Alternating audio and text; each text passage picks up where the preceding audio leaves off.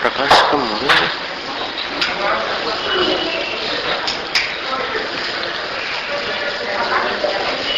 और आगे आ जाइए।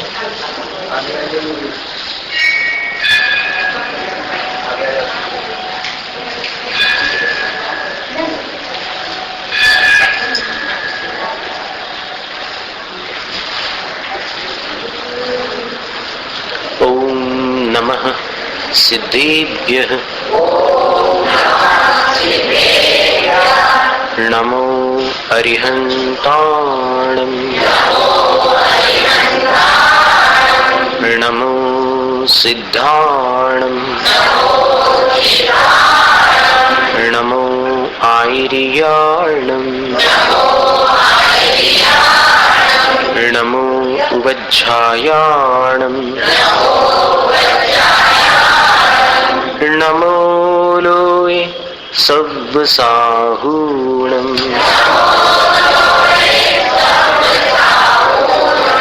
येषु पञ्च नमो यारो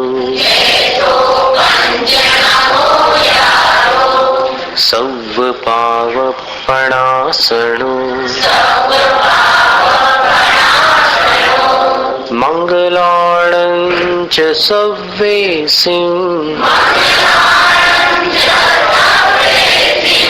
पठमं हवै मंगलम् चत्तारि मंगलम् अरहन्त मंगलम् सिद्ध मंगलम् साहु मंगलम् केवल प्रणतो धम्मो मंगलम् चत्तारि लुगुत्तमा अरहन्त लुगुत्तमा सिद्ध लुगुत्तमा साहु लुगुत्तमा केवल प्रणतो धम्मो लुगुत्तमा चत्तारि शरणं पवज्जामि अरहन्त शरणं पवज्जामि सिद्ध शरणं पवज्जामि साहु शरणं पवज्जामि केवल प्रणतो धम्मो शरणं पवज्जामि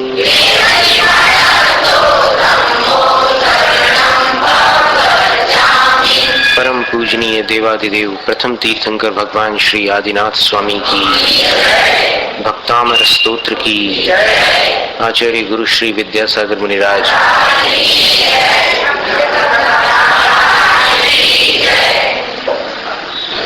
भक्तामर प्रणत मौलि मणि प्रभाण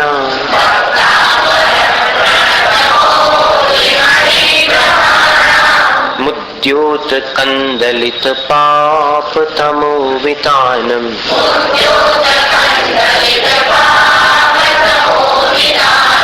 सम्यक प्रणम्य जिन पाद युगं युगागा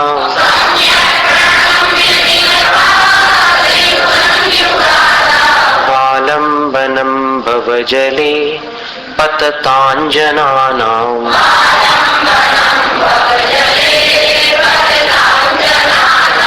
यः संस्तुतः सकल वाङ्मय तत्वबोधा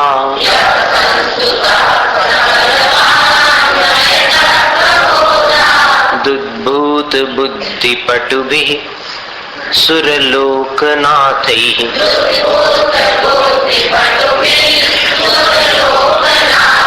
स्तोत्रैर्जगत् त्रितयचित्तहरैरुदारैः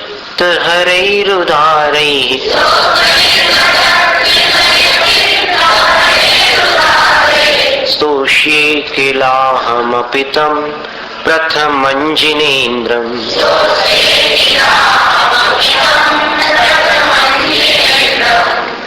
इन दो काव्यों में आचार्य मानतोम स्वामी ने भगवान आदिनाथ स्वामी की स्तुति करते हुए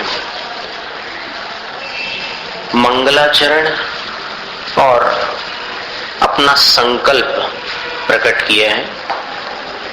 प्रथम काव्य में जिन पाद युगम सम्यक प्रणम्य, जिनेन्द्र भगवान के चरण युगल को सम्यक प्रणाम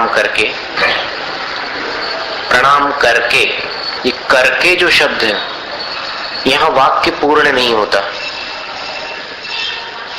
तो वाक्य की पूर्ति दूसरे काव्य में होती।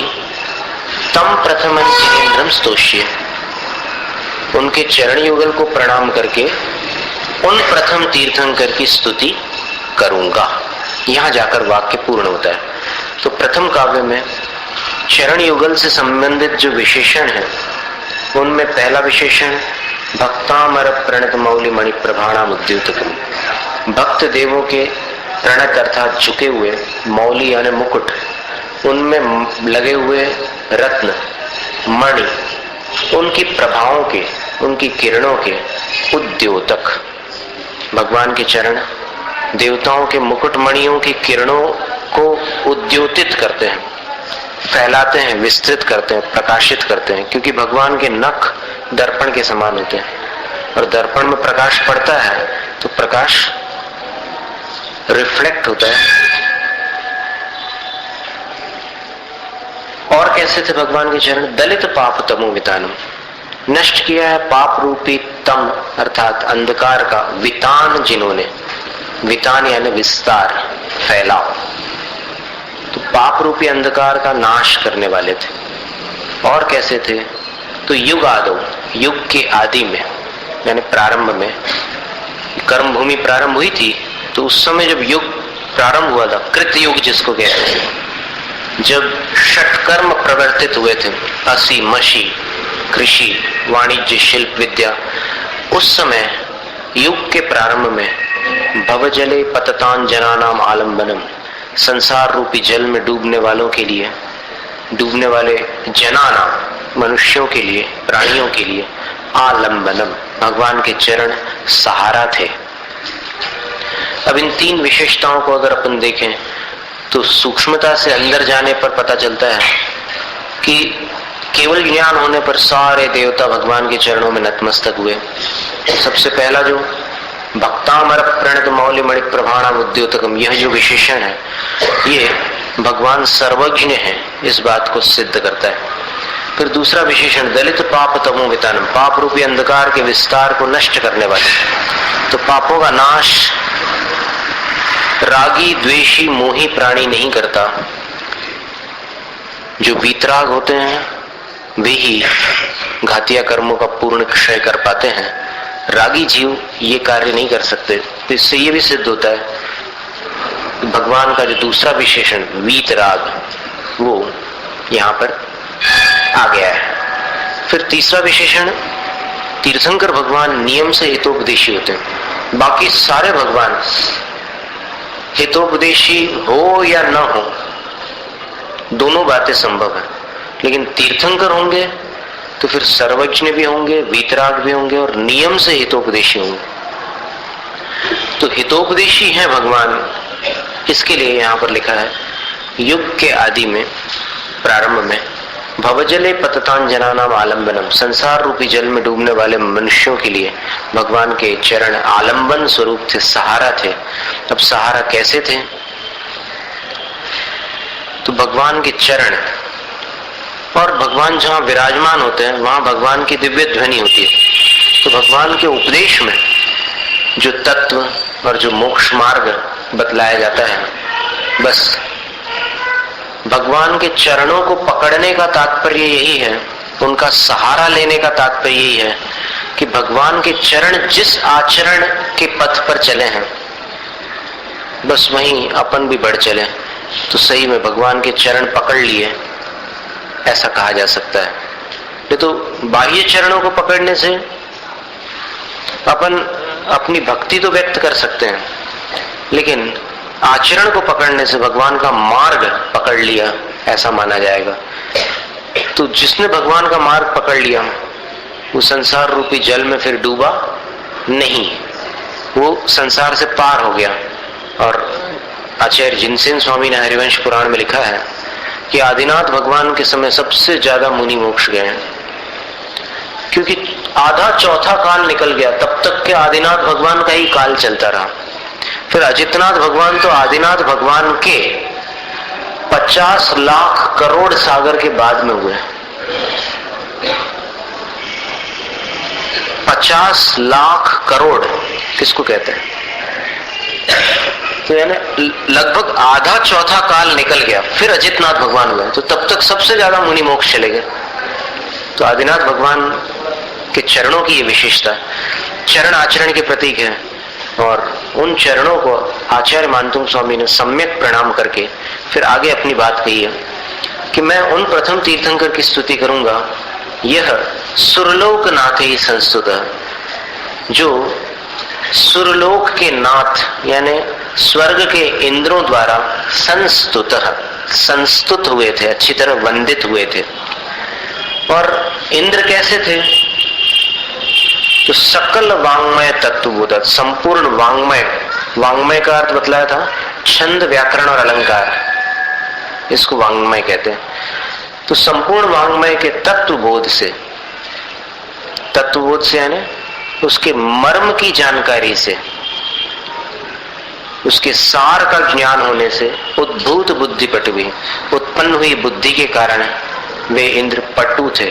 पटु का अर्थ होता है चतुर, कुशल, होशियार, बुद्धिमान, निपुण। तो उन इंद्रों ने भगवान की स्तुति की थी। और उन्होंने कैसे स्तुति की थी? तो आचार्य कहते हैं जगत त्रितय चित्त हरे, तीनों जगत के चित्त को हरने वाले, यानी तीनों लोगों को प्रिय लगने वाले, और उदार ही है, उदार यानी महान, स्तोत्र ही, स्तोत्रों के द्वारा स्तुति की थी। किन्ने? इंद्रों ने। तो उन प्रथम तीर्थंकर की स्तुति मैं भी करने जा रहा हूं। इस प्रकार दूसरे काव्य में संकल्प कर लिया आचार्य मानतुंग स्वामी ने कि मैं स्तुति करूंगा, स्टेट कर दिया, एक स्टेटमेंट हो गया। बुद्ध्या विनापि विबुधार्चित पाद पीठ,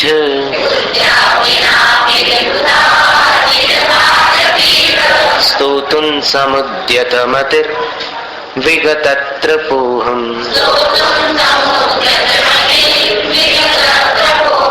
बालं विहाय जल संस्थितमिन्दुबिम्ब,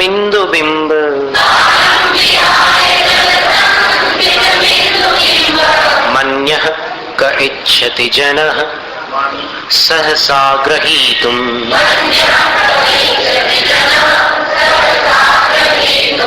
इंद्रों के पास तो वो बुद्धि थी, पर अहम बुद्धिया विना भी, मैं उस बुद्धि के बिना भी, जो इंद्रों के पास बुद्धि थी वैसी बुद्धि नहीं आज पंचम काल में मेरे पास, तो मैं उस बुद्धि के बिना भी, हे देव, हे आदिनाथ प्रभु, हे विबुधार्चित पादपीठ, हे देवों के द्वारा अर्चित पादपीठ अर्थात चरण रखने का स्थान है जिनका, ऐसे हे आदिश्वर प्रभु, यानी आदिनाथ भगवान जहाँ पैर रखते थे उस स्थान की देव लोग अर्चना करते थे, पूजा करते थे। माने भगवान के चरण जहां पड़ जाए वही स्थान पूज्य हो जाए। तो ऐसे ही आदिनाथ प्रभु स्तोतुम समुद्यत मति, आपकी स्तुति करने के लिए समुद्यत मति वाला मैं, उत्कंठित मति वाला मैं, माने मेरी बुद्धि आपकी स्तुति करने के लिए उत्कंठित है, तो मैं विगत त्रप निर्लज्ज हूं। वैसी बुद्धि के बिना भी मैं स्तुति करने जा रहा हूं। अब वैसी बुद्धि वाला इंद्र स्वयं स्तुति नहीं कर पाया था पूरी। जब सहस्त्रनाम स्तोत्र पढ़ने लगा, स्वयं भुवे नमस्तुभ्य मुत्पाद्य आत्मानमात्मनि स्वात्मनैव तथोद्भूत वृत्तये चिन्त्य वृत्तये नमस्ते जगतां पत्ये लक्ष्मी भर्त्रे नमो नमः वेदांवर नमस्तुभ्यं नमस्ते वदतां वर। इस प्रकार स्तुति करते करते कुछ काव्यों तक तो स्तुति की।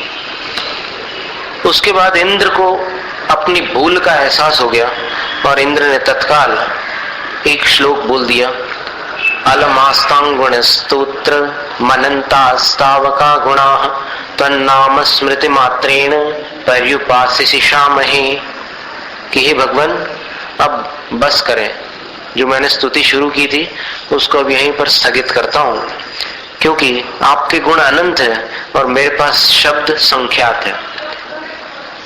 असंख्यात भी यदि शब्द हो तो फिर अनंत गुण उसमें नहीं समा सकते, तो फिर संख्यात शब्दों में अनंत कैसे समाविष्ट होगा। इसलिए अब मैं सिर्फ 1008 नाम लेकर आपकी उपासना करता हूं।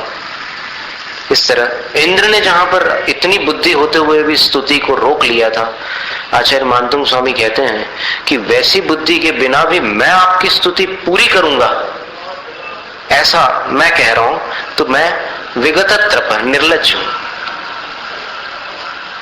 यानी असंभव कार्य को संभव करने की सोचना एक प्रकार से निर्लज्जता है। फिर दृष्टांत दिया कि बच्चे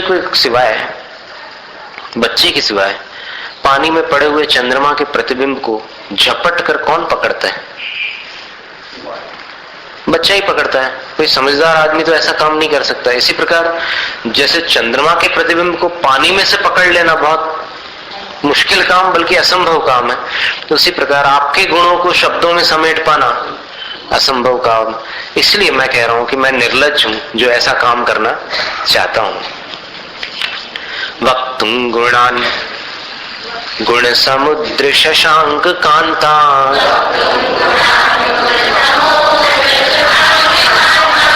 यहां रुकना है। वक्तुं गुणान, बिल्कुल रुक जाना। गुण समुद्र शशांक कांतान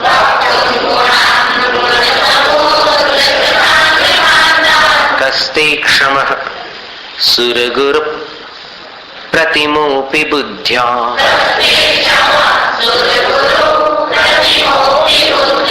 कल्पांत काल पवनोद्धत नक्र चक्रम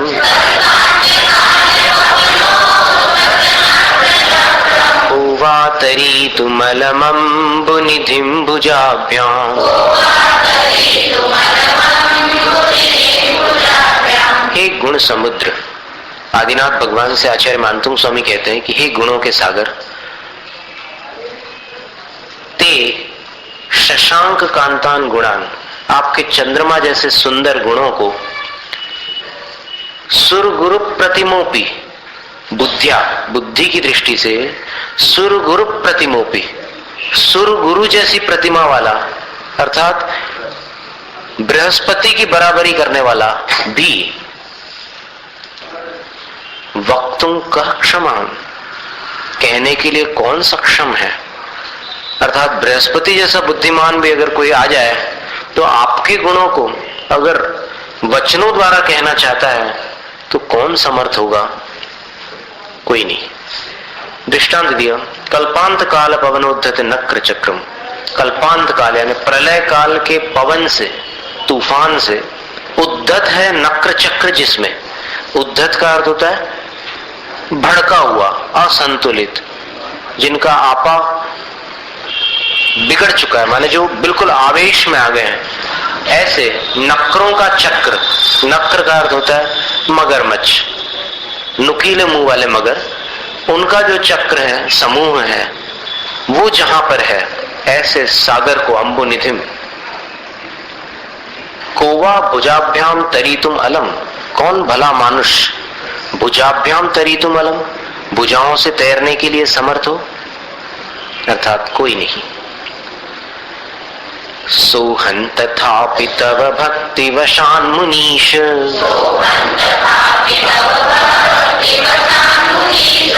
कर्तुं स्तवं विगत शक्तिरपि प्रवृत्तः।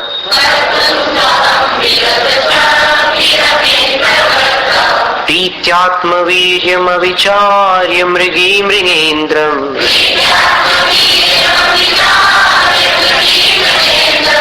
मृगी मृगेन्द्रम् नाभ्येति किन्निज शिशोः परिपालनार्थम्।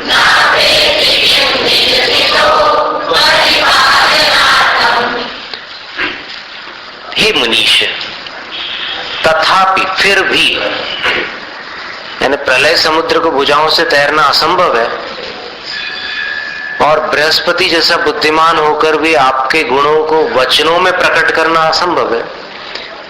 फिर भी विगत शक्ति रखी, शक्ति रहित होता हुआ भी मैं सोहम, मैं वो हूं जो तव स्तवम, आपके स्तवन को कर्तुम, करने के लिए प्रवृत्त, तैयार हूं, प्रवृत्त हो गया हूं। फिर दृष्टांत दिया कि ऐसा क्यों हुआ, असंभव का मैंने क्यों प्रारंभ किया। तो उसका दृष्टांत है कि भगवान जब हिरनी के बच्चे को शेर खाना चाहता है जंगल में, तो हिरनी स्नेहवश अपनी शक्ति की परवाह किए बिना बच्चे के सामने आ जाती है। यानी पहली स्थिति ऐसी है कि शेर, फिर हिरनी का बच्चा और फिर उस तरफ हिरनी है, और अंतिम स्थिति यह है कि बच्चा हिरनी की ओट में है और हिरनी शेर के सामने है। ये निश्चित है कि हिरनी शेर से नहीं लड़ सकती, लेकिन बच्चे के स्नेहवश उसकी रक्षा करने के लिए हिरनी क्या शेर के सामने नहीं आ जाती। बस इसी प्रकार मैं भी तव भक्ति वशात, आपकी भक्ति के प्रभाव से ये कार्य कर रहा हूं। अन्यथा शक्ति की दृष्टि से देखो तो मेरे अंदर वो शक्ति नहीं है कि आपकी स्तुति कर सकूं। बस आपकी भक्ति के कारण मैं ये असंभव कार्य कर रहा हूं। अल्पश्रुतं श्रुतवतां परिहास धाम,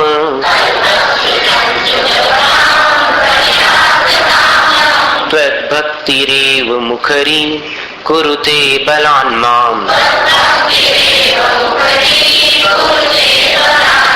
यत्कोकिलः किल मधौ मधुरं विरोति,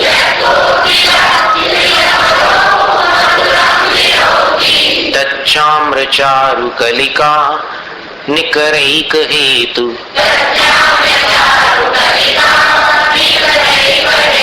हे भगवान, अल्पश्रुतम, अल्प ज्ञान वाला हूं मैं, और श्रुतवताम परिहासधाम, जो श्रुतवान यानी विद्वान लोग हैं उनके परिहास का स्थान हूं। यानी विद्वान लोग जिसकी हंसी उड़ाए, इतना मंद बुद्धि हूं मैं। लेकिन मुझे माम तद्भक्ति ही एव बलात् मुखरी कुरुते, आपकी भक्ति ही बलात् यानी बलपूर्वक मुखरी कुरुते, मुखर कर रही है। मुखर का अर्थ होता है जो थोड़ा अधिक बोलता हो, जितना बोलना है उससे अधिक बोलने वाले को मुखर कहते हैं। जैसे कभी किसी को माइक पर खड़ा कर दिया जाए, वो अगर 20 मिनट भूमिका में लगा दे और 40 मिनट अपना व्याख्यान दे और फिर बहुत सारी अनावश्यक बातें बोल जाए, तो उसको मुखर कहा जाता है। बातूनी, जिसको बोलचाल की भाषा में अपन कहते हैं बातूनी। तो आपकी भक्ति मुझे जबरन बातूनी बना रही है। दृष्टांत दिया, मधौ वसंत ऋतु में, किल निश्चित रूप से, कोकिल यत मधुरम विरोती, कोयल जो मीठा मीठा विरोती बोलती है, बहुत जोरदार आवाज में बोलती है। वसंत ऋतु में, बरसात के मौसम में चुप, शीतकाल में चुप रहने वाली कोयल भी वसंत ऋतु में, नर कोयल बोलता है, कूकने की आवाज जो होती है वो नर कोयल की होती है। जो नर कोयल कूकना प्रारंभ कर देता है, तच्चाम्र चारु कलिका निकरे के हेतु, उसमें एकमात्र कारण, एक हेतु क्या है? आम्र चारु कलिका निकर, आम्र वृक्ष के ऊपर जो चारु कलिका, चारु का अर्थ होता है सुंदर, आम्र वृक्ष पर लगने वाले जो चारु कलिका, सुंदर कलिका जिसको मोर बोलते हैं ना, उनका निकर, निकर का अर्थ होता है समूह। तो मोरों के जो गुच्छे रहते हैं आम के पेड़ के ऊपर, वही कोयल को कूकने के लिए मजबूर कर देते हैं। इसी प्रकार आपकी भक्ति मुझे स्तुति करने के लिए मजबूर कर रही है, बल्कि मुझे बातों नहीं बना रही है। कोयल भी बहुत बोलता है, कितना वसंत ऋतु में तो चारों तरफ वही वही आवाज आती है कोयल की।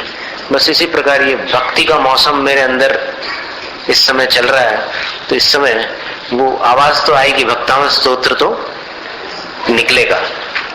तत्संस्तवेन भव संतति सन्निबद्धम पापं क्षणात् क्षयमुपैति शरीर भाजाम् आक्रांत लोक मलिनीलमशेषमाशु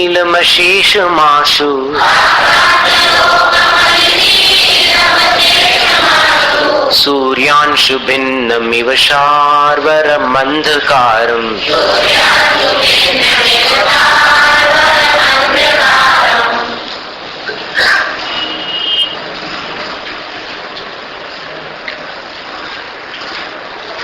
तत्संस्तवेन, आपके उत्तम स्तोत्र द्वारा, आपकी उत्तम स्तुति के द्वारा, आपके उत्तम स्तवन से, शरीर भाजाम, शरीर धारण करने वालों का, भव संतति सन्निबद्धम पापम, भव संतति का अर्थ होता है जन्म परंपरा, एक जन्म के बाद फिर दूसरा जन्म, फिर तीसरा जन्म, चौथा जन्म, ऐसे जन्म की श्रृंखला चली आ रही है। तो अनेक जन्मों में सन्निबद्धम, मजबूती से बांधा गया, पापम, पाप, क्षणात् क्षयम उपेति, क्षण मात्र में क्षय को प्राप्त हो जाता है, नष्ट हो जाता है आपकी उत्तम स्तुति से। किसके समान? तो आचार्य कहते हैं आक्रांत लोकम अली नीलम शार्वरम सूर्यांशु भिन्नम अंधकारम एवं आशु अशेषम क्षयम उपेति। आक्रांत लोकम यानी जिसने सारे जगत को भयभीत कर दिया, इतना भयंकर अंधकार, अथवा जो सारे लोक में व्यापी है, व्यापक है, और अली नीलम भ्रमर जैसा काला है, और शार्वरम रात्रि से संबंध रखने वाला है। ऐसा जो अंधकार है वह जिस प्रकार सूर्यांशु भिन्नम, सूर्य किरणों से खंडित होता हुआ, अशेषम क्षयम उपैति, पूर्णतः क्षय को प्राप्त हो जाता है, नष्ट हो जाता है। जैसे सूर्योदय होता है, सूर्योदय के पहले ही अंधकार चला जाता है।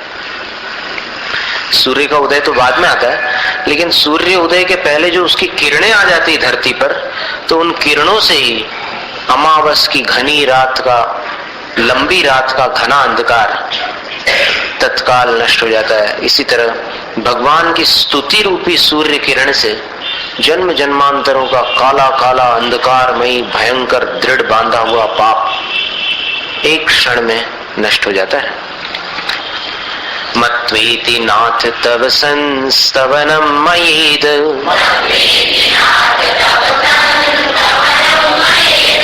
मारभ्यते तनुधियापि तव प्रभावात्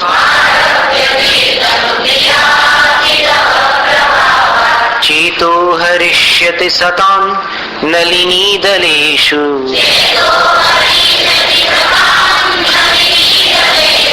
मुक्ता फलद्युतिमुपैति ननूद बिंदु।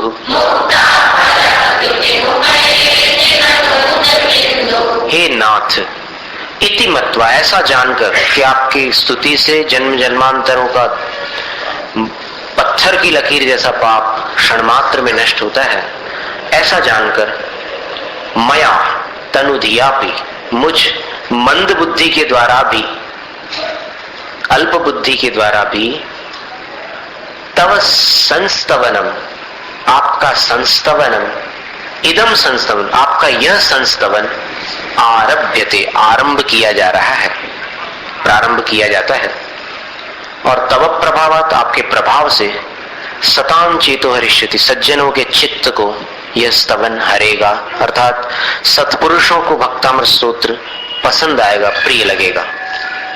दृष्टांत दिया, नल नलिनी दलेशु, कमलिनी के दल अर्थात पत्तों के ऊपर, उद बिंदु, जल की बूंद, मुक्ता फल द्युतिम उपैति, मुक्ता फल कहते हैं मोती को, और द्युति यानी उसकी चमक। कमलिनी के पत्ते पर पानी की बूंद मोती की चमक को प्राप्त कर लेती है। इसी प्रकार आपकी स्तुति होने के कारण, शब्द भले मेरे हो उससे क्या फर्क पड़ता है, लेकिन स्तुति आपकी होने के कारण यह सज्जनों के चित्त को हरेगी। आस्तान्तवस्तवनमस्त समस्त दोषम तत्संकथापि जगतान् दुरितानि हन्ति।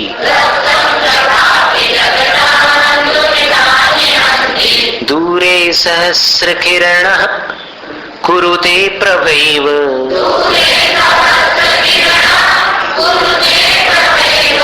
कुरुते प्रभैव पद्माकरेषु जलजानि विकास भांजी।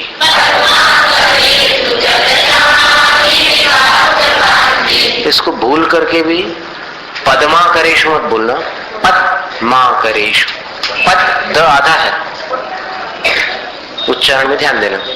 आचार्य मानतुंग स्वामी कहते हैं कि हे भगवान, अस्त समस्त दोषम तवस्तवनम, अस्त है समस्त दोष जिसके, अर्थात जिसमें एक भी दोष का उदय नहीं है, ऐसा तव स्तवनम, आपका स्तवन, आस्ताम रहने दो, यानी आपकी स्तुति को तो रहने दो, उसकी बात छोड़ो। तो संकथा भी, आपकी संकथा अर्थात आपकी चर्चा भी, बातचीत भी, जगतान दुरितानि हंति, तीनों जगत के पापों को हनती है अर्थात नष्ट करती है। स्तुति तो दूर रही, आपकी चर्चा भी तीनों जगत के पापों का नाश करती है। दृष्टांत दिया, सहस्र किरण दूरे आस्ताम, सूरज तो दूर रहा, प्रभैव जलजानी पद्माकरेषु विकास भांजी कुरुते, उसकी प्रभा ही, उसकी रोशनी ही, उसकी किरण ही पद्माकरेषु सरोवरों में, जलज अर्थात कमलों को विकास भांजी, विकास युक्त कर डालती है। यानी सूरज को नहीं आना पड़ता तालाब के पास, कमलों के पास, उसकी किरण ही कमलों को विकसित कर डालती है। आपकी स्तुति नहीं करनी पड़ेगी पापों को नष्ट करने के लिए, आपकी चर्चा ही पर्याप्त है। फिर स्तुति से क्या होता होगा? जब चर्चा से ही पाप नष्ट हो जाता है, स्तुति से तो और कुछ बड़ा काम होना चाहिए। तो आचार्य कहते हैं, नात्यद्भुतम भुवन भूषण भूतनाथ,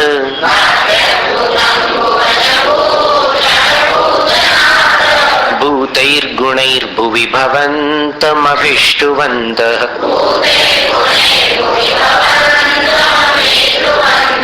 तुल्या भवन्ति भवतो ननु तेन किं वा,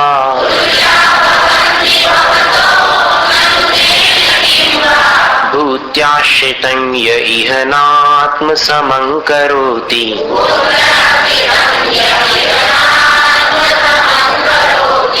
भूत्याश्रितं य इह नात्मसमं करोति।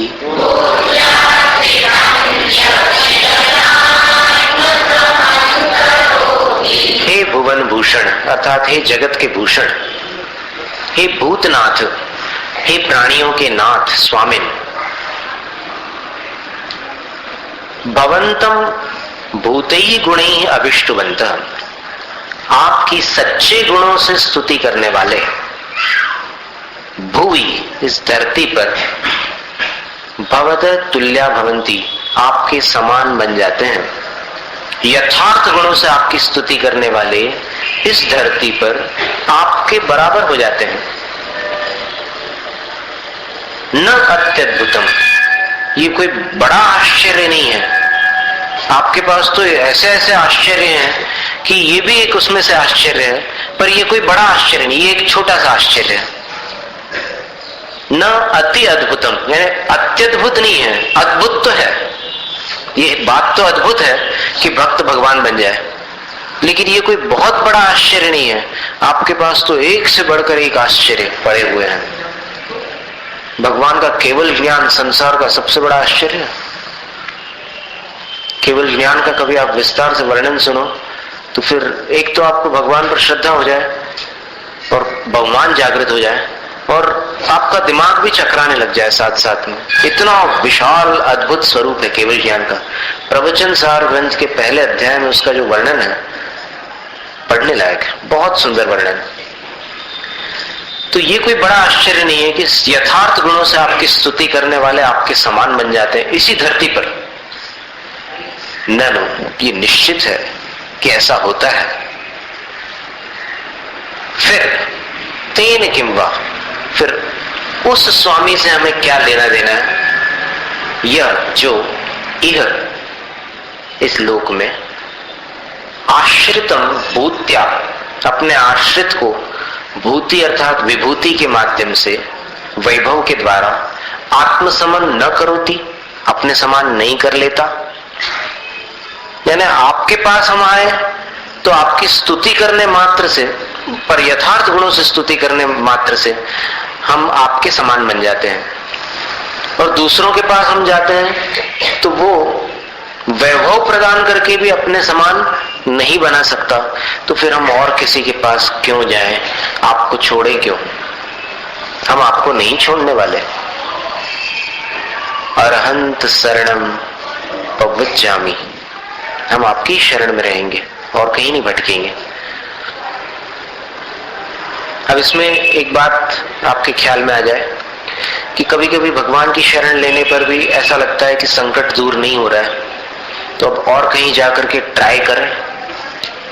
लगता है ना सर कि यहां तो काम नहीं हो रहा है तो और कहीं ट्राई करें। तो ये याद रखना, जो काम यहां नहीं हुआ वो वहां तो हो ही नहीं सकता। पर अगर आप इनको कम समझते हो तो फिर आप चले जाओ जहां जाना हो, आपकी इच्छा। आदि ब्रह्मा को अगर आप छोटा समझते हो और उनसे बड़ा और किसी को आप समझते हो तो फिर खुशी से जाओ और फिर देखना, अगर हो जाए काम तो फिर हमें बता देना कि महाराज वहां काम हो गया हमारा। तो आचार्य मानतुंग स्वामी तो कहते हैं कि हम और कहीं नहीं जाना चाहते, हम आपको छोड़कर और कहीं क्यों जाएं जहां सेवक को हमेशा सेवक रहना पड़ता है। ऐसे स्वामी की सेवा क्यों करें हम तो आप जैसे त्रिलोक के स्वामी की ही सेवा करेंगे कि जिनकी सेवा करने से, जिनकी सच्चे गुणों द्वारा स्तुति करने से भक्त भगवान बन जाता है। तो हम और कहीं क्यों भटके। दृष्ट्वा भवन्त मनिमेष विलोकनीयम्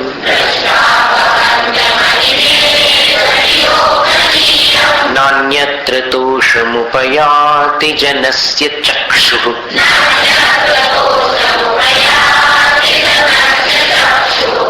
पीत्वापयः शशिकरत् द्युतिदुग्ध सिन्धोः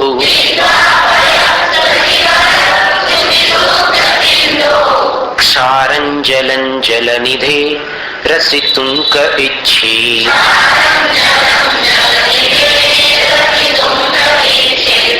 अनिमेष विलोकनीयम भवन्तम। अनिमेष, निमेष का अर्थ होता है पलक झपकना और अनिमेष का अर्थ होता है एक टक पलक झपकाए बिना। विलोकनीय, विलोकन, अवलोकन, दर्शन, ये सब एकार्थवाची शब्द है। तो विलोकनीय का अर्थ हो गया दर्शनीय, अपलक दर्शनीय। भवंतम, आपको, दृष्टवा देख करके, जनस्य चक्षु, मनुष्य की आंख, अन्यत्र तोषम न उपयाति, अन्य स्थानों पर फिर संतुष्ट नहीं होती, वहां उसको तसल्ली नहीं मिलती। आपको देख लेने के बाद फिर और कोई वस्तु या कोई भी आकृति मनुष्य की आंखों को संतुष्ट नहीं करती। और इसके लिए दृष्टांत दिया कि दुग्ध सिंधु शशिकर द्युति पय। दुग्ध सिंधु यानी क्षीर सागर के शशिकर द्युति, चंद्र किरण जैसी द्युति वाले अर्थात सफेद रंग वाले, पय जल को, पीतवा पीकर, जल निधे क्षारम जलम, अपने इस लवण समुद्र के, इस सागर के खारे पानी को, रसित चखना, रसितुम का अर्थ होता है रस लेना, स्वाद लेना, चखना। चखना का इच्छित कौन चाहता है? कोई नहीं। क्षीर सागर का जल अगर किसी ने पी लिया हो एक बार, तो उसको पीने के पश्चात खारे समुद्र के पानी का स्वाद लेना भी कोई पसंद नहीं करता। और इसके लिए एक दूसरा दृष्टांत ऐसा समझ लो कि पेड़ा खा लेने के बाद दूध कैसा लगता है, भले उसमें शक्कर डली हो। बस इसी प्रकार आपको देख लेने के बाद और कोई आकृति आंखों को पसंद नहीं आती। यही शांत राग रुचि भी परमाणु विस्तम।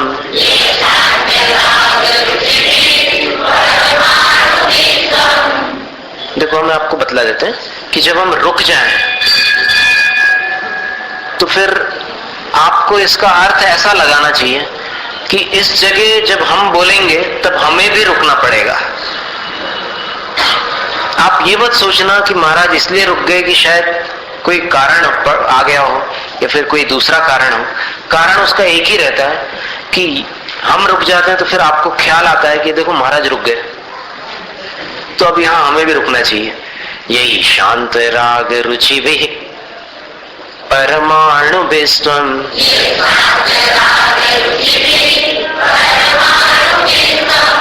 निर्मापितस।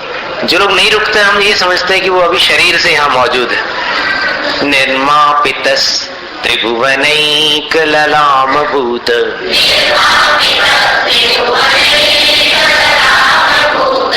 तावन्त एव खलु ते प्रणवः पृथिव्याम्।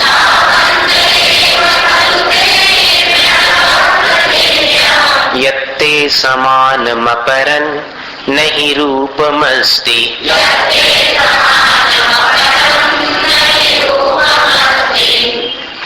त्रिभुवनैक ललामभूत। तीनों भुवन में एक अद्वितीय ललामभूत तिलक स्वरूप, यानी अपने शरीर में तिलक मस्तक पर शोभित होता है। इसी प्रकार तीनों लोकों के तिलक आदिनाथ भगवान थे, जो इस भरत क्षेत्र की आर्यखंड भूमि पर सुशोभित हुए थे। तो तीनों जगत में एक ललामभूत अद्वितीय सुंदर शिरोमणि स्वरूप हे आदिनाथ प्रभु। शांत राग रुचि भी यही परमाणु भी है। शांत रस की कांति वाले जिन परमाणुओं से तन निर्मापित आप बनाए गए। बनाया किसने? आपके पुण्य ने। किसको बनाया? आपको। तो वो जो आकृति बनी है आपकी, जिन परमाणुओं से बनी, ते अणव अपि तावंत एव खलु। वे अणु भी ठीक उतने ही थे, एक भी एक्स्ट्रा नहीं था। उतने ही अणु थे जिन अणुओं से आप रचे गए। यत क्योंकि पृथिव्याम ते समानम, पृथ्वी पर आपके समान अपरम रूपम नहीं अस्ति, कोई दूसरा रूप ही नहीं है। अगर वो परमाणु अधिक होते तो उन अधिक बचे हुए परमाणुओं से कुछ बन जाता आपके समान सुंदर। लेकिन चूंकि कोई आपके समान सुंदर नहीं है तो ये सिद्ध हो गया कि वो परमाणु बचे ही नहीं। आपकी रचना के बाद वो परमाणु पूरे के पूरे एग्जॉस्ट हो गए, समाप्त हो गए। इसलिए आप इतने शांत सुंदर छवि को धारण करने वाले हैं। वक्त्रंक्वते सुर नरो रगनेत्रहारी।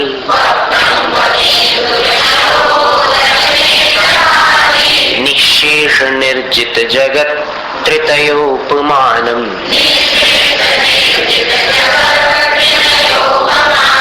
बिंबं कलंक मलिनं क्व निशाकरस्य।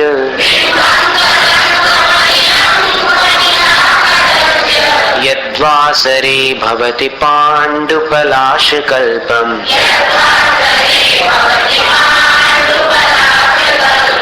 हे भगवान, आपका मुख कहां और चंद्रमा का बिंब कहां? अब साहित्यकार, कवि और लेखक जब भी किसी सुंदर मुख का वर्णन करते हैं तो वहां चंद्रमा का रूपक जोड़ करके वर्णन करते हैं। लेकिन यदि आपके मुख को और चंद्रमा को तुलनात्मक रूप से देखा जाए तो फिर कहाँ आपका मुख और कहाँ चंद्रमा का बिंब। आपका मुख कैसा है? सुर नरोरग नेत्रहारी, देव, नर यानी मनुष्य, और उरग यानी नागकुमार, इन सब के नेत्रों को हरने वाला, और निशेष निर्जित जगत तृतीय उपमानम, पूर्णतः तीनों जगत की सुंदरता को लेने वाली उपमाएं जितनी भी हैं उन सब उपमाओं को निर्जित, पराजित करने वाला। यानी सुंदर से सुंदर वस्तु की उपमा अगर ले लो तो भगवान के मुख के सामने वो फीकी पड़ जाए। ऐसा आपका मुख कहाँ? और कलंक मलिनम निशाकर से बिंबं को, और कलंक से जो मलिन है अर्थात जिस पर दाग है, ऐसा चंद्रमा का बिंब कहाँ? यत जो वासरे पांडु पलाश कल्पम भवती, जो दिन के वक्त, दिवस के समय फीके पलाश पत्र के समान, पलाश का पेड़ होता है, टेसू जिसको कहते हैं, छेवला, ढाक भी बोलते हैं उसको, उसके पत्ते के समान फीका फीका हो जाता है। दिन के समय चंद्रमा कितना फीका दिखाई देता है। रोज तो नहीं दिखेगा, लेकिन जब दिखता है तब देखिएगा, दिन के समय चंद्रमा बिल्कुल फीका हो जाता है।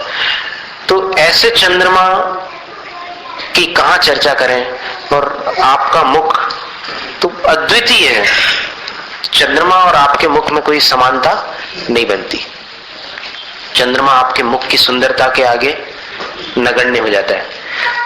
संपूर्ण मंडल शशांक कला कलाप,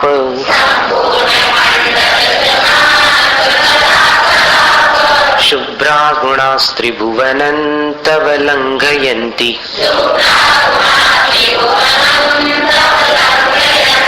ये संश्रितास्त्रिजगदीश्वरनाथमेकम्,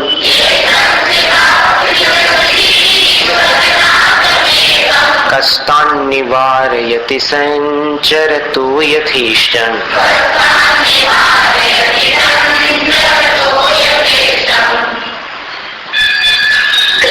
तव गुणा, आपके गुण, त्रिभुवनम लंघयन्ति, तीनों जगत को लांघ जाते हैं, अर्थात तीनों जगत में आपके गुणों की कीर्ति फैल जाती है। कैसे हैं आपके गुण? तो संपूर्ण मंडल शशांक कला कलाप शुभ्रा, पूर्णिमा के चंद्रमा की कला कलाप के समान, कलाओं के कलाप के समान शुभ्र। पूरी 16 कलाएं होती है पूर्णिमा के चंद्रमा में, पूरा गोल होता है। तो ऐसा परिपूर्ण सफेद जो चंद्रमा होता है पूर्णिमा का, उसके समान शुभ्र आपके गुण है, निर्मल है। तो वे गुण तीनों जगत को लांघ जाते हैं, अर्थात उनकी कीर्ति, उनका धवल यश सारे विश्व में फैलता है। और ये त्रिजगदीश्वर नाथम एकम संश्रिता, जिन्होंने एक अद्वितीय तीनों जगत के स्वामियों के स्वामी का सहारा पाया है, उनकी शरण ली है, तान यथेष्टन संचरत कह निवारयति, उनको इच्छानुसार भ्रमण करते हुए कौन रोक सकता है। अर्थात आपके गुण हैं, इसलिए आपके गुणों की कीर्ति को कोई रोकने वाला नहीं है। जब सामान्य किसी मंत्री का मनुष्य पिए किसी जगह जाता है तो लोग उसको चाय पिलाते हैं, उसके साथ मीठी मीठी बातें करते हैं, उसका स्वागत करते हैं। जो मंत्री के पिए का स्वागत होता है, तो फिर आपके गुणों का स्वागत क्यों नहीं होगा? आपके गुण तो तीनों लोक में फैले हुए हैं, सब जगह उनका बहुमान है। चित्रं किमत्र यदि ते त्रिदशांगनाभिर,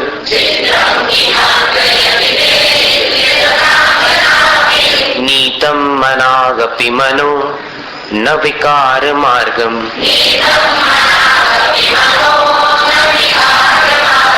कल्पांत काल मरुता चलिता चलेन,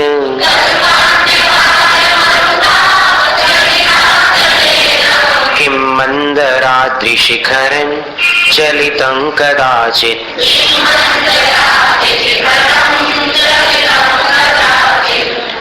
चित्त, ऐसा मत बोलिए, चित्त, चलितं कदाचित। तो हे भगवान, अब देखिए गुणों का वर्णन कर रहे हैं। पिछले काव्य में तो कहा कि आपके गुण तीनों लोक में प्रसिद्धि को प्राप्त हो गए। अब उन गुणों में सबसे पहला गुण ब्रह्मचर्य है, क्योंकि ब्रह्मचर्य के रहते हुए सारे गुण शोभा को प्राप्त होते हैं। ब्रह्मचर्य न हो तो फिर बाकी गुण उतने मूल्यवान नहीं रह जाते, उनकी कीमत चली जाती है। तो हे भगवान, यदि ते मनः, यदि आपका मन त्रिदशांगनाभिः, देवांगनाओं के द्वारा मनागपि विकार मार्गम न नीतम, जरा भी, मनागपि अर्थात थोड़ा भी विकार के मार्ग को नहीं प्राप्त कराया गया, अर्थात आपका मन देवांगनाओं के द्वारा, अप्सराओं द्वारा भी थोड़ा भी विकृति के मार्ग पर नहीं ले जाया जा सका, तो अत्र चित्रम किम, इसमें आश्चर्य की क्या बात है। आपका मन तो बिल्कुल शुद्ध था, निर्मल था, आपके हृदय में विश्व प्रेम था। जिसके अंदर विश्व प्रेम होता है उसके अंदर पाप नहीं होता, वो कभी किसी का अहित नहीं सोच सकता, कभी किसी को पीड़ा नहीं पहुंचा सकता। तो आपके अंदर विश्व प्रेम था, तो फिर मुनि अवस्था में भी कोई आपके मन को विचलित नहीं कर सका। तो इसमें आश्चर्य की क्या बात है। आश्चर्य तब हो कि जो स्वार्थी मनुष्य वो भी निर्विकार रहे। आ रहा है समझ में? स्वार्थी मनुष्य अगर निर्विकार रहे तो आश्चर्य की बात है, लेकिन आप निस्वार्थ प्रेम रखने वाले थे, सारे जगत का कल्याण चाहते थे, आपको कभी भी किसी के प्रति विकार उत्पन्न नहीं हुआ। देवांगनाएं भी आपके मन को विकार के रास्ते तक नहीं ला सकी। तो अत्र चित्रम की, इसमें आश्चर्य की क्या बात है।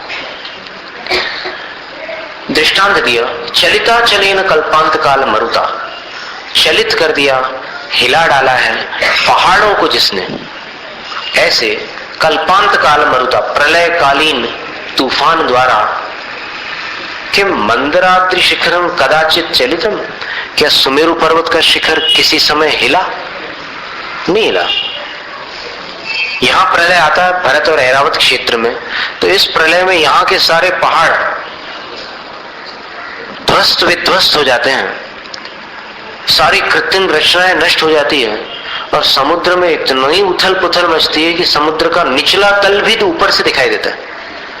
इतनी ऊंची सुनामी लहरें तो कुछ नहीं है उसके सामने,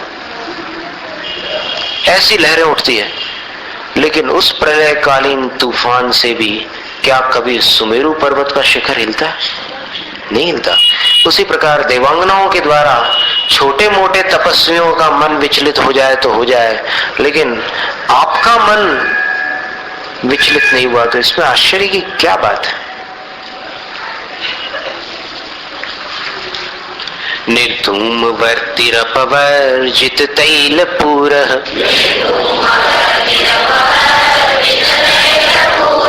कृत्स्नं जगत्त्रयमिदं प्रकटीकरोषि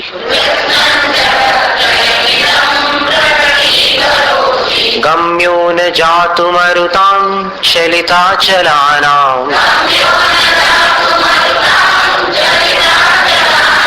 दीपो परस्त्वमसि नाथ जगत् प्रकाशः।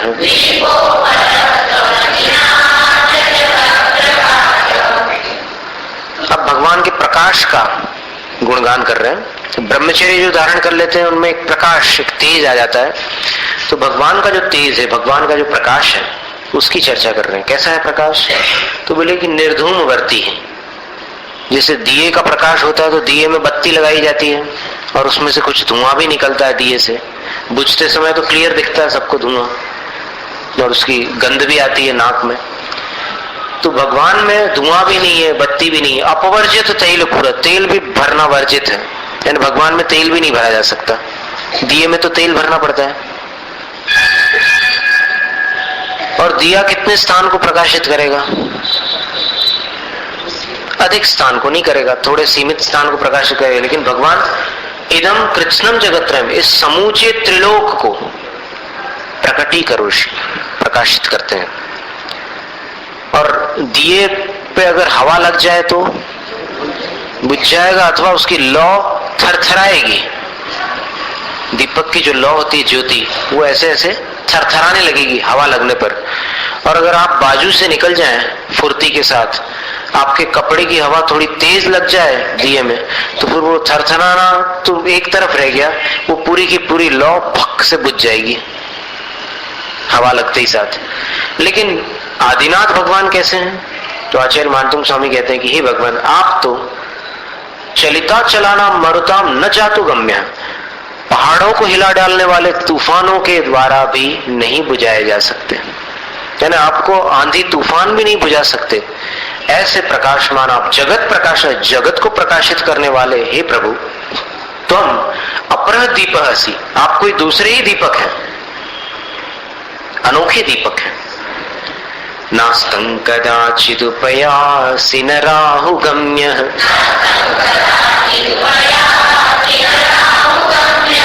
स्पष्टीकरोषि सहसा युगपज्जगन्ति,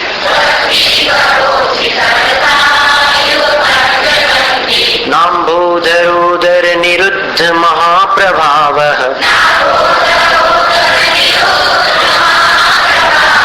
सूर्यातिशायि महिमासि मुनीन्द्रलोके।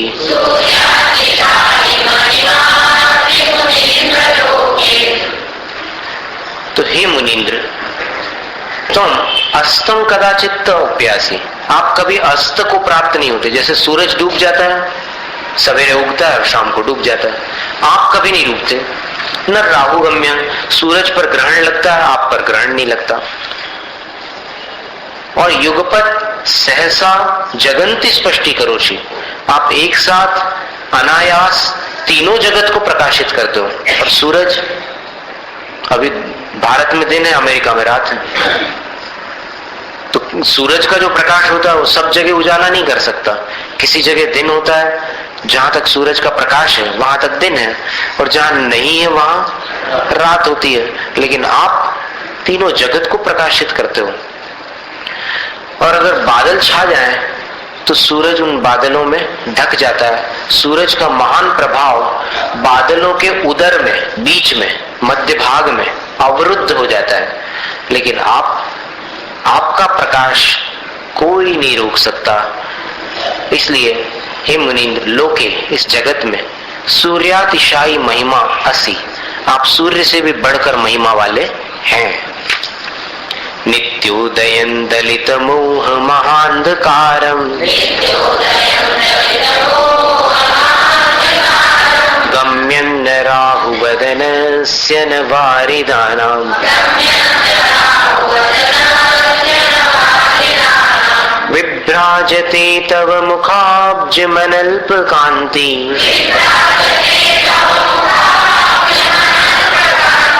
विद्योतयज्जगदपूर्व शशांक बिंबम्।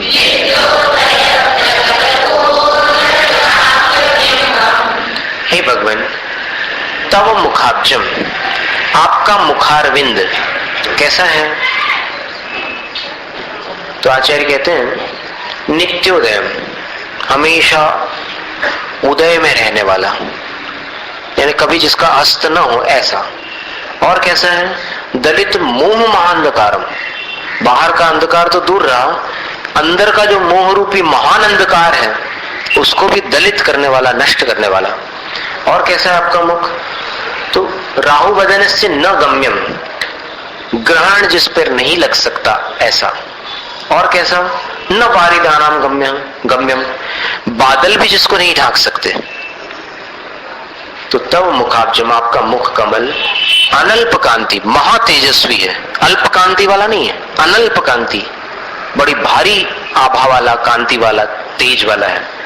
तो इसलिए जगत विद्योतयत, सारे जगत को प्रकाशित करता हुआ, अपूर्व शशांक बिंबम, अनोखे कोई चंद्र बिंब जैसा, विभ्राजते, शोभित होता है, जगमगाता है।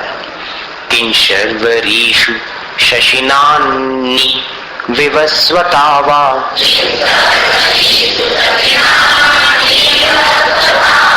युष्मन् मुखेन्दु दलितेषु तमः सुनाथ,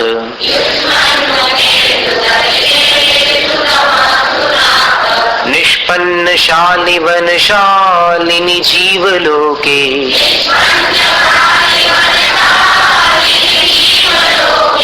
कार्यं कियत् जलधरैर् जलभारनम्रैः।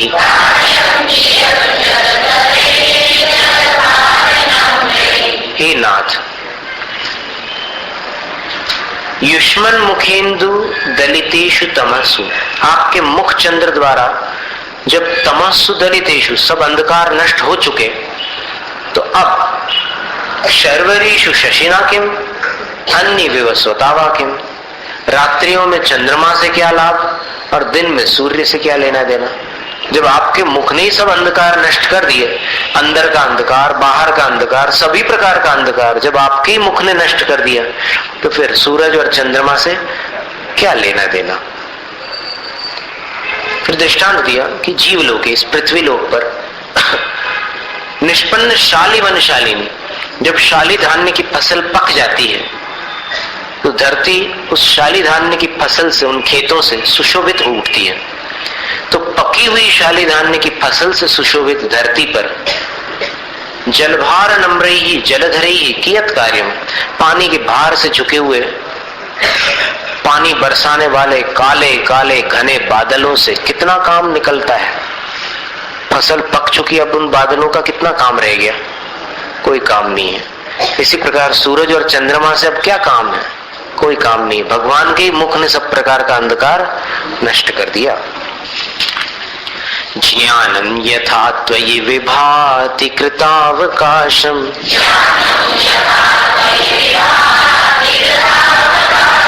नैवं तथा हरिहरादिषु नायकेषु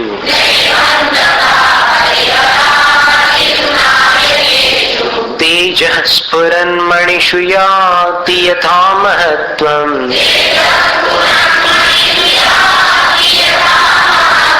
नैवं तु काच शकले किरणाकुलेऽपि।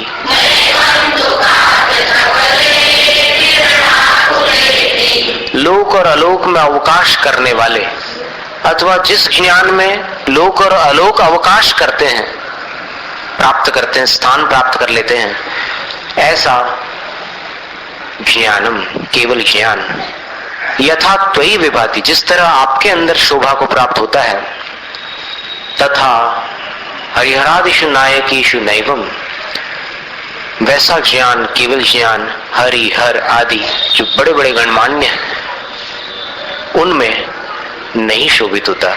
केवल ज्ञान अंतिम भाव में होता है। तो जो अवतारी पुरुष हैं, महापुरुष हैं, जिनको अभी और अवतार लेने हैं, उनके अंदर केवल ज्ञान इसलिए नहीं हो सकता क्योंकि केवल ज्ञान अंतिम भाव में होता है। तो वहां पर केवल ज्ञान शोभित नहीं होता।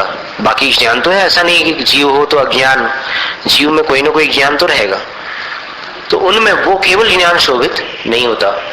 जिस तरह स्फुरन मणियों में, झिलमिलाते हुए रत्नों में प्रकाश शोभित होता है, वैसा कांच के टुकड़े में सूर्य किरणों से व्याप्त होने पर भी प्रकाश वैसी शोभा को प्राप्त नहीं हो सकता जो झिलमिलाती मणियों में शोभा होती है। रात में भी सहज उनमें से प्रकाश फूटता है। मन्ये वरं हरिहरादय एव दृष्टा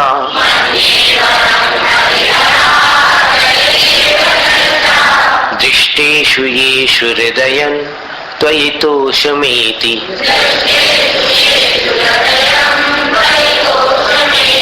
किं वीक्षितेन भवता भुवियेन नान्यः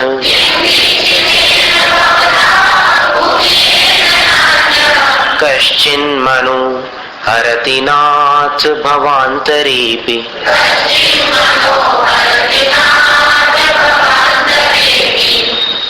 हे भगवान, दृष्टा हरिहरादय एव वरम मन्ये, मैंने जिनके दर्शन पहले किए थे, हरि हर आदि, वे ही अपेक्षाकृत अच्छे थे, ऐसा मैं समझता हूं। क्यों? क्योंकि येषु दृष्टेषु, जिनके दर्शन पाने पर हृदयं त्वयि तोषमेति, हृदय आपके प्रति संतोष को प्राप्त करता है। और वीक्षितेन भवता किम,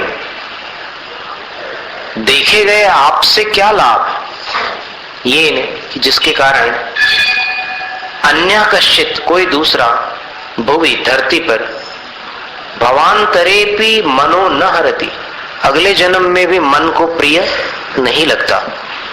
इस काव्य का तात्पर्य यह है कि हे भगवान, अच्छा हुआ मैंने अन्यों के दर्शन पूर्व में किए, क्योंकि यदि आपके दर्शन मुझे पहले होते तो उनके दर्शन कभी नहीं होते। उनके दर्शन पहले हुए तो अंत में आपके दर्शन हुए, क्योंकि उनके दर्शन करने के बाद भी कोई ऐसी छवि मिल जाए कि जिसको देखकर हृदय संतुष्ट हो जाए, ये भावना मेरी बनी रही। तो खोज करते करते वो उस दर्शन की कड़ी में अंततः आप प्राप्त हो गए। आप अगर पहले प्राप्त हो जाते तो आप तो फिनिशिंग पॉइंट थे। फिनिशिंग पॉइंट अगर पहले मिल जाए तो फिर आगे और किसी के भी दर्शन संभव नहीं है। तो इसलिए मैं उनको अच्छा समझता हूं कि उनने मुझे आपके दर्शन का मौका दिया। आप किसी और के दर्शन का मौका नहीं देते, इसलिए आपकी बात जुदी है। कहने का तात्पर्य केवल इतना है कि आप ऐसे अद्वितीय छवि वाले हैं कि आपको देख लेने के बाद फिर हृदय इतना संतुष्ट हो जाता है कि अगले भव में भी कोई दूसरा फिर पसंद नहीं आता। स्त्रीणां शतानि शतशो जनयन्ति पुत्रान्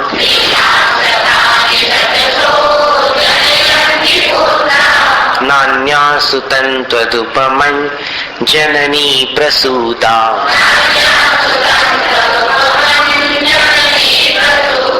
सर्वादिशो दधति भानि सहस्ररश्मिं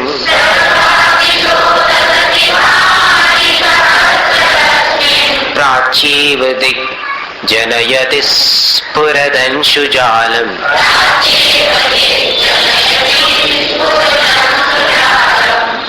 आप अद्वितीय हैं तो फिर आपकी माता का भी यहाँ स्मरण अनिवार्य है, क्योंकि आप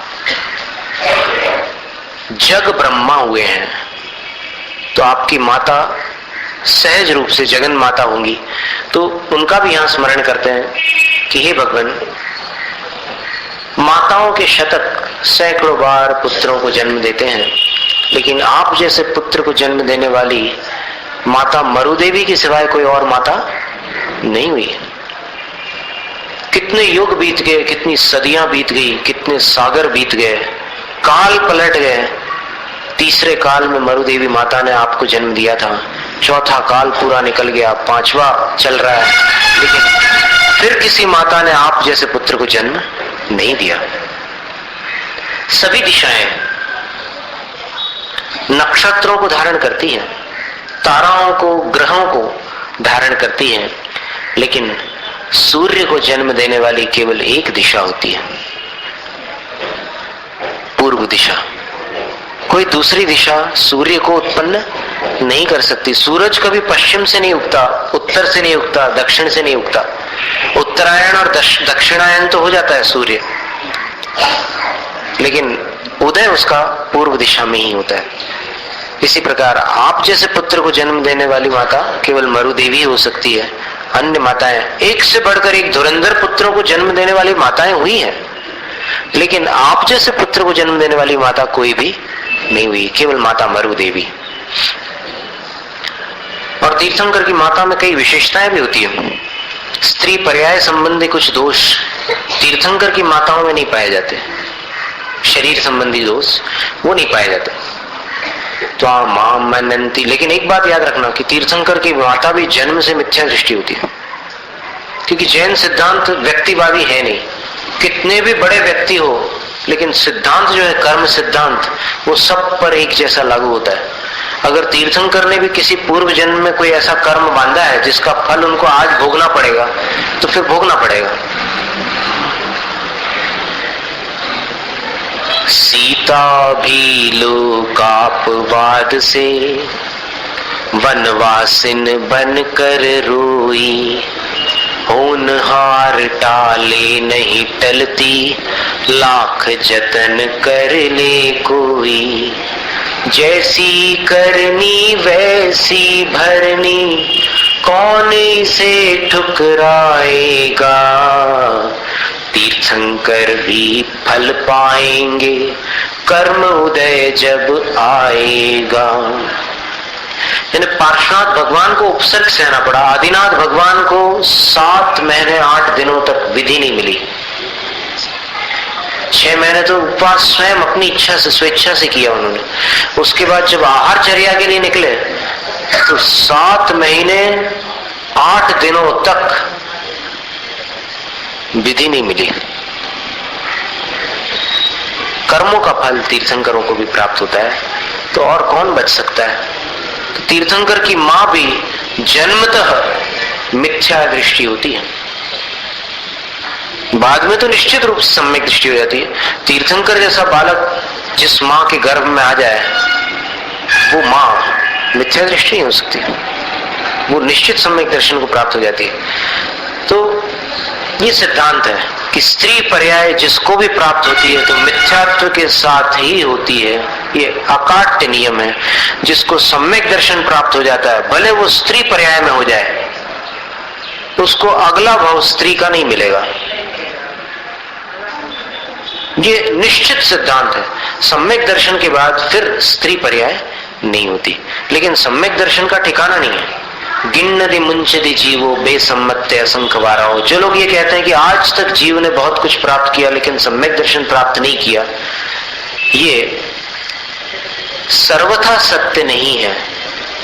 क्योंकि आप केवली नहीं है। आपको क्या पता कि कौन से जन्म में सम्यक दर्शन प्राप्त करके छोड़ा है आपने, पता है आपको? और ये जरूरी थोड़ी है कि इस जन्म में अपने को अगर सम्यक दर्शन हो जाए तो वो पहली बार सम्यक दर्शन कहलाएगा। कोई जरूरी नहीं है। हो सकता है कई बार अपन सम्यक दर्शन प्राप्त कर चुके हों।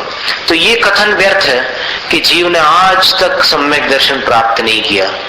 जब तक आपके पास केवल ज्ञान या कोई ऐसा बड़ा ज्ञान न हो, तब तक आप दावा नहीं कर सकते कि आपको एक भी बार सम्यक दर्शन प्राप्त नहीं हुआ है।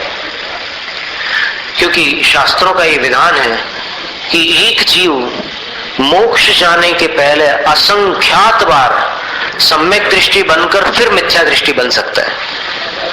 कितनी बार? असंख्यात बार। असंख्यात बार किसको कहते हैं?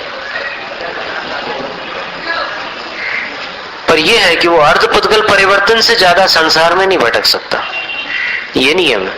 लेकिन सम्यक दर्शन प्राप्त कर लेने से सब कुछ हो गया, ऐसा नहीं है।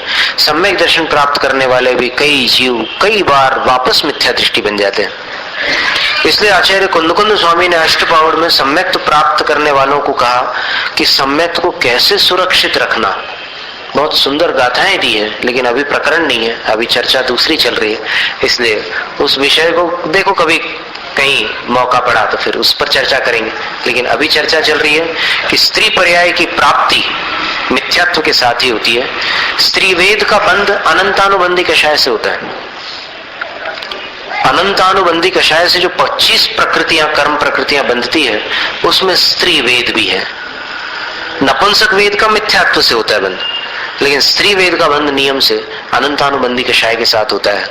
तो स्त्री पर्याय मिथ्यात्व के साथ ही होती है। बाद में सम्यक दर्शन हो सकता है।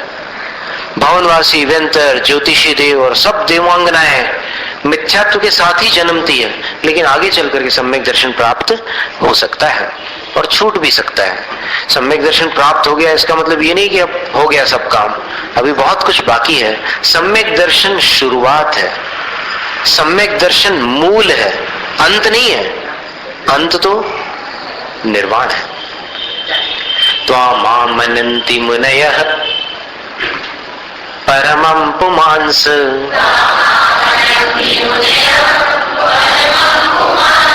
मादित्य वर्णममलं तमसः पुरस्तात्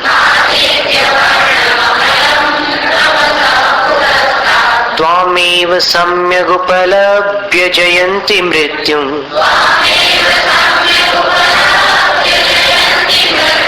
न नान्यः शिवः शिवपदस्य मुनीन्द्र पंथाः।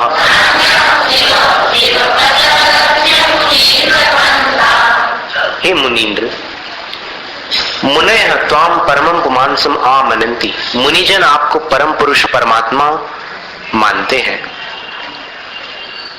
और मुनयः त्वां तमसः पुरस्ताद आदित्य वर्णम अमलम आदित्य वर्णम आमनन्ति। मुनिजन आपको अंधकार के सामने उज्जवल सूर्य रूप स्वीकार करते हैं।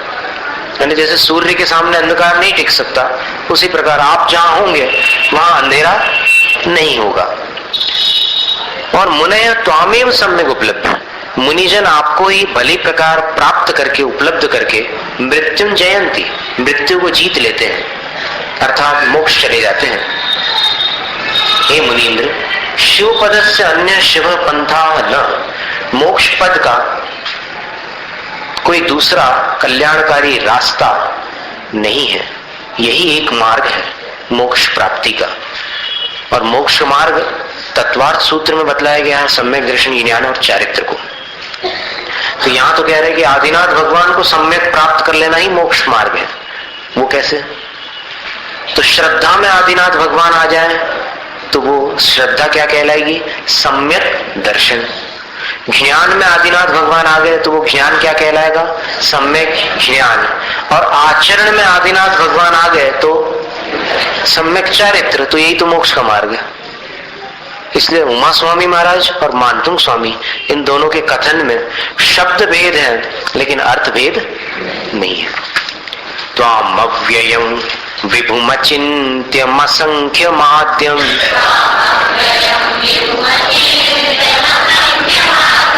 ब्रह्माण्डमीश्वरमनन्तमनङ्गकेतुम्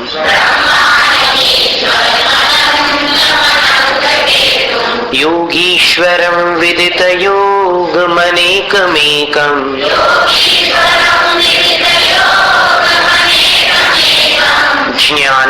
ज्ञानस्वरूपममलं प्रवदन्ति सन्तः।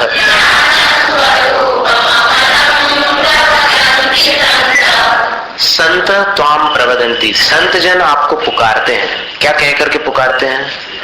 अव्यय, जिनका कभी व्यय अर्थात विनाश नहीं होता, आपको अव्यय कहकर के पुकारते हैं।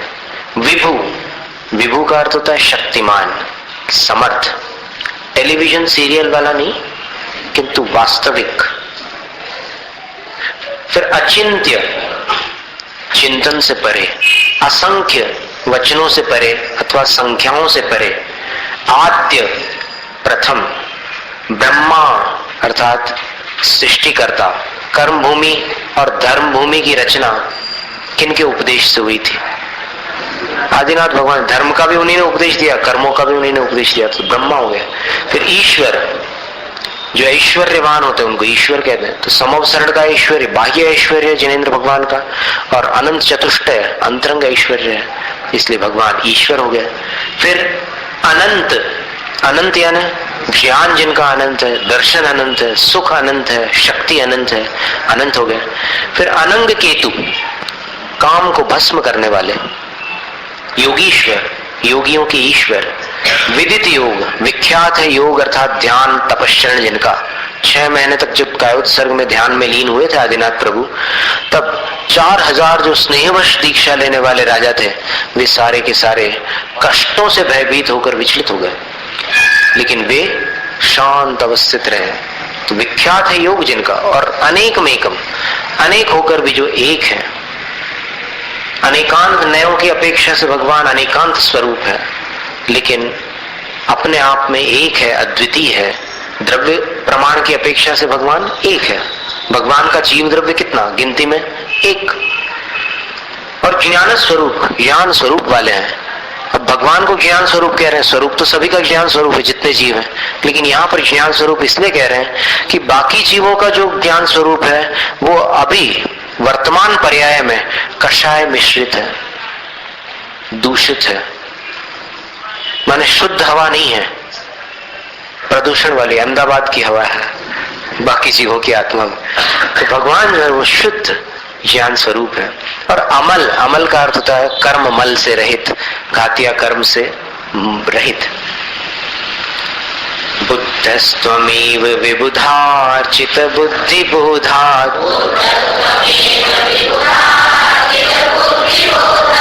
तन् शंकरोऽसि भुवनत्रय शंकरत्वात्।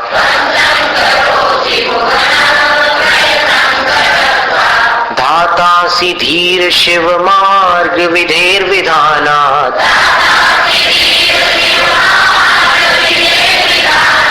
व्यक्तं त्वमेव भगवन् पुरुषोत्तमोऽसि।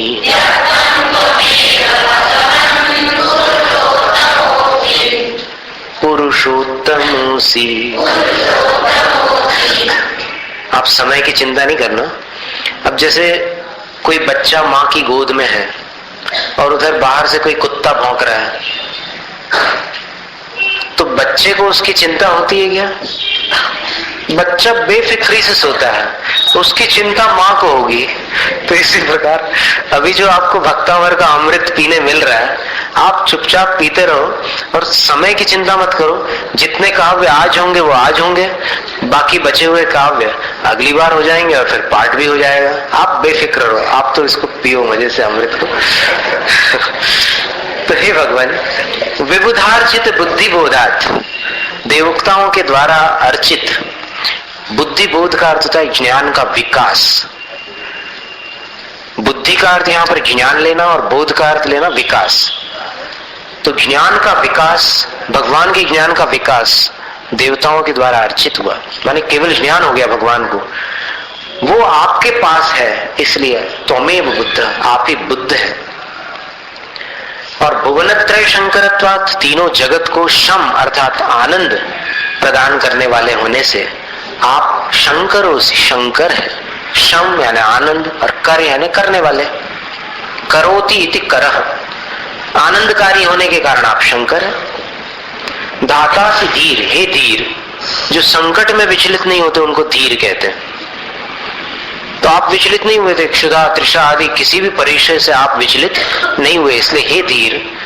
शिव मार्ग विधेहि विधानात्, मोक्ष मार्ग की जो प्रक्रिया है, विधि है, उसका विधान करने के कारण, अनुष्ठान करने के कारण, आचरण करने के कारण धातासी, आप धाता हैं, ब्रह्मा हैं। क्योंकि ब्रह्मा विधि के विधाता होते हैं, तो आपने मोक्ष मार्ग की विधि का विधान किया, सो आप ही ब्रह्मा हैं। और हे भगवान, त्वमेव पुरुषोत्तमसि इति व्यक्तम, आप ही पुरुषोत्तम है। पुरुषेषु उत्तम इति पुरुषोत्तम इति व्यक्तम, ये बात व्यक्त है, प्रकट है, इसमें कोई छुपाने की और कोई स्पष्टीकरण की आवश्यकता नहीं है। आप ही सब जीवों में श्रेष्ठ हैं। तुभ्यं नमस्त्रिभुवनार्ति हराय नाथ,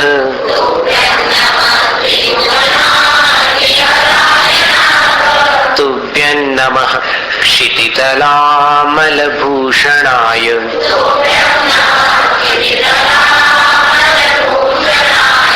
तुभ्यं नमस्त्रिजगतः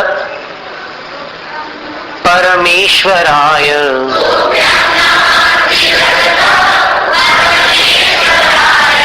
तुभ्यं नमो जिनभवो दधिशोषणाय,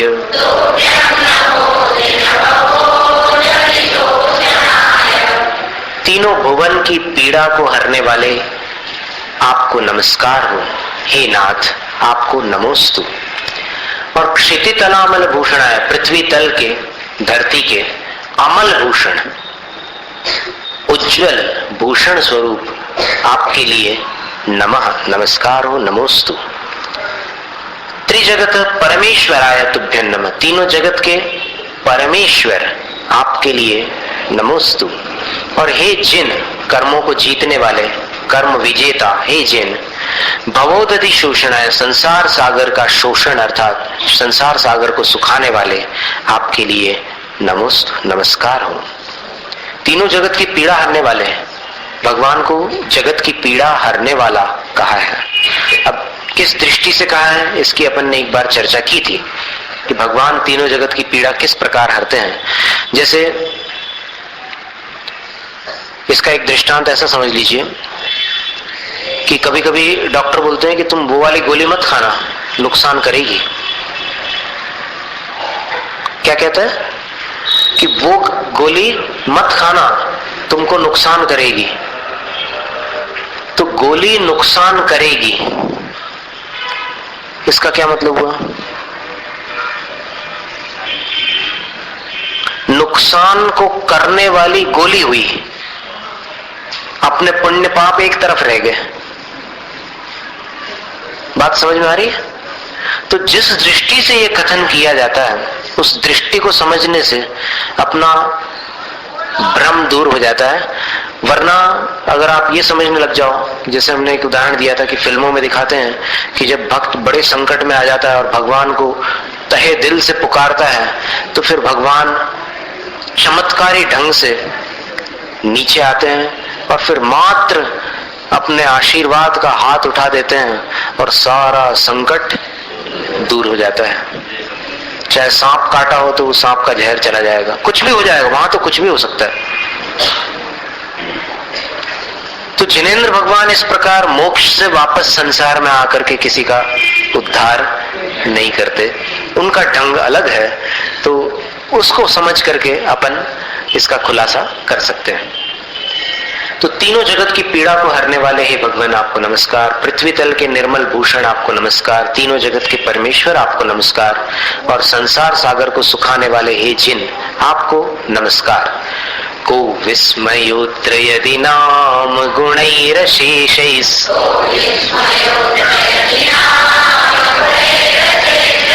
त्वन्संश्रितो निरवकाशतया मुनीश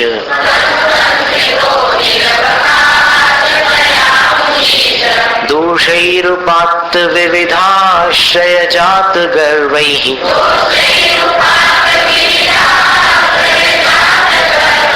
स्वप्नान्तरेऽपि न कदाचिदपीक्षितोऽसि।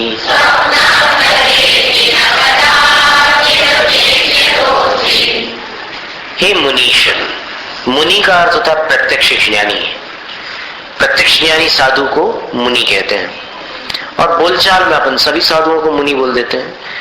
तो हे मुनीश, मुनियों के स्वामिन, यदि नाम, यदि वास्तव में अशेषै गुणे निरवकाशतया त्वं संश्रित, सभी गुणों को कहीं जगह न मिलने के कारण वे सारे गुण आपके पास आ गए, और उपात्त विविधाश्रय जात गर्भे दोषैः स्वप्नांतरेऽपि कदाचिदपि न ईक्षितः असि, और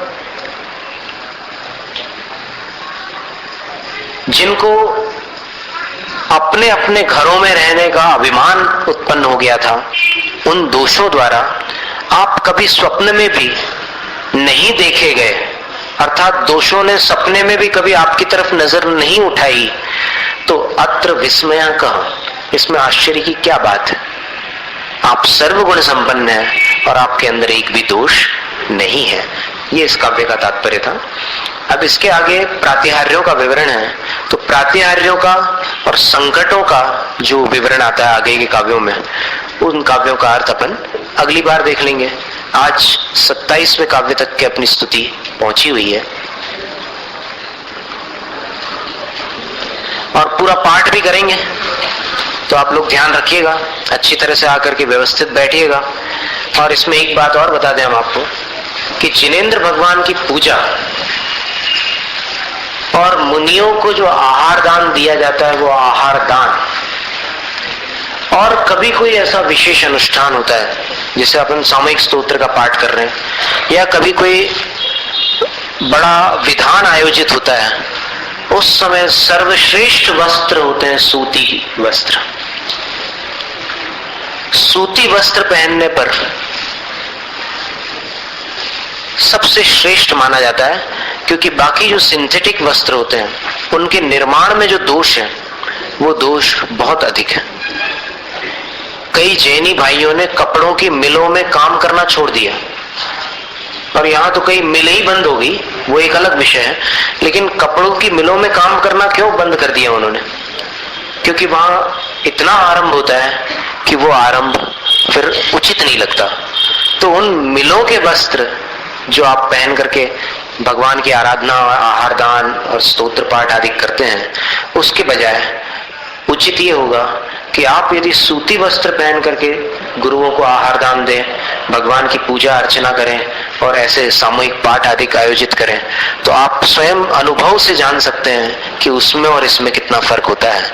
इसलिए आप लोग देख लीजिएगा, अगर न हो किसी के पास एक भी कॉटन, तो फिर भाई मजबूरी का नाम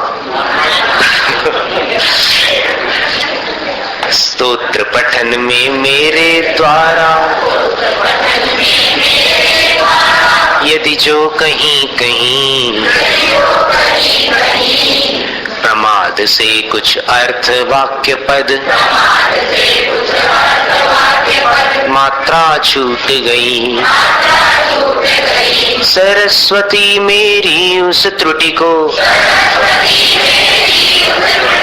कृपया क्षमा करें और मुझे कैवल्य धाम में माँ अविलंब धरे। वांछित फलदात्री चिंतामणि सदृश मात तेरा, बंधन करने वाले मुझको मिले पता मेरा। बोधि समाधि विशुद्ध भावना आत्म सिद्धि मुझको मिले और मैं पा जाऊं मां मोक्ष महासुख को। आचार्य श्री मानतुंग स्वामी की जय।